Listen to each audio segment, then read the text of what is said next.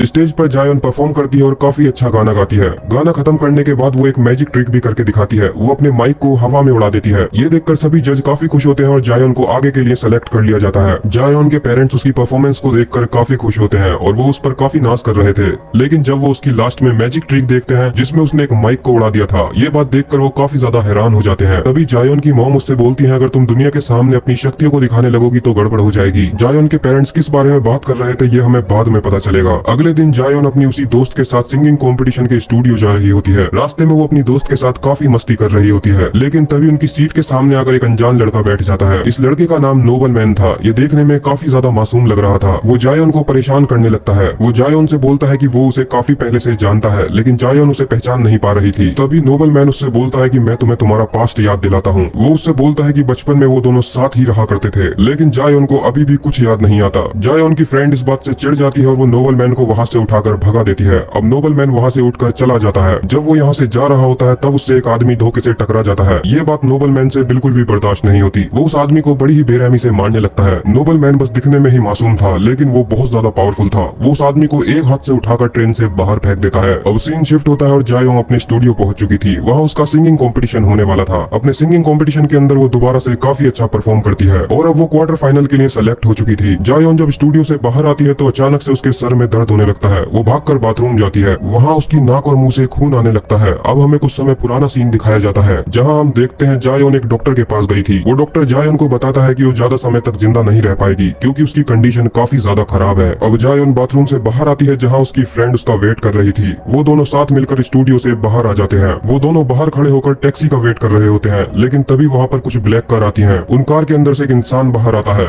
ये मिस्टर चोए था जिसे हमने मूवी के स्टार्टिंग में देखा था। ये वही है जिसके चंगुल से जायोन बचकर भाग गई थी, लेकिन जायोन उसे नहीं पहचान पाती। जायोन और उसकी फ्रेंड को उससे खतरा लगता है। वो दोनों भागकर एक टैक्सी के अंदर बैठ जाते हैं। इतने सालों बाद मिस्टर चोए को जायोन का पता मिल चुका था। दरअसल में जायोन ने जब सिंगिंग कंपटीशन के अंदर काफी अच्छा परफॉर्म किया था तो वहाँ मिस्टर चोए और डॉक्टर बेक ने उसे देख लिया था, और जब जायोन ने अपनी मैजिक ट्रिक की, उसने उस माइक को हवा में उड़ाया। तभी वो लोग समझ चुके थे ये वही लड़की है जो उनके चंगुल से बचपन में भाग गई थी। अब मिस्टर चोए डॉक्टर बेक के पास वापस जाता है। डॉक्टर बेक उसकी इस बात से काफी नाराज थी कि वो जायोन को पकड़ कर नहीं ला सका। अब डॉक्टर बेक सोच रही थी कि वो चोए को अपनी टीम से निकाल देगी। सीन शिफ्ट होता है। अब जायोन और उसकी फ्रेंड बस स्टैंड पर बस का वेट कर रही होती हैं, लेकिन तभी वहाँ एक गाड़ी में नोबल मैन आ जाता है। नोबल मैन उसे अपनी गाड़ी में बैठने के लिए बोलता है, लेकिन जायोन उसकी कोई बात नहीं सुनती। तो नोबल मैन उसे धमकी देता है कि उसकी फैमिली भी है और अगर वो नहीं बैठी तो वो उसकी फैमिली को नहीं छोड़ेगा। ये बात सुनकर जायोन और उसकी दोस्त घर की तरफ दौड़ने लगते हैं। जायोन की फ्रेंड अपने फादर को कॉल कर देती है क्योंकि उसके फादर पुलिस में थे। अब जायोन भागकर अपने घर पहुंच जाती है, जहाँ वो देखती है उसकी फैमिली बिल्कुल ठीक थी और वहाँ पर जायोन की फ्रेंड के फादर भी पहुंच चुके थे। इस घटना के बाद से जायोन काफी ज्यादा डर चुकी थी, इसीलिए उसकी फ्रेंड डिसाइड करती है कि वो आज रात उसी के पास सोएगी। जब सब लोग सो रहे होते हैं तो रात में जायोन को दोबारा से माइग्रेन के दौरे पड़ते हैं। तभी जायोन की फ्रेंड उठकर वॉशरूम जाने लगती है। कुछ देर बाद जायोन को बाहर से कुछ आवाजें आती हैं। वो उठकर जब बाहर जाती है तो उसे एक आदमी गन पॉइंट पर ले लेता है। उसके घर के अंदर रात में मिस्टर चोय और उसके आदमी घुस चुके थे। उन लोगों ने उसकी फैमिली को भी बंदी बनाया हुआ था और उसकी फ्रेंड को भी चाकू की नोक पर रखा हुआ था। मिस्टर चोय जायोन से बोलते हैं अगर वो उनके साथ नहीं गई तो वो सब लोगों को मार डालेंगे, लेकिन तभी अचानक से जायोन को दोबारा से माइग्रेन का दौरा पड़ने लगता है। लेकिन इस बार वो बिल्कुल चेंज हो चुकी थी।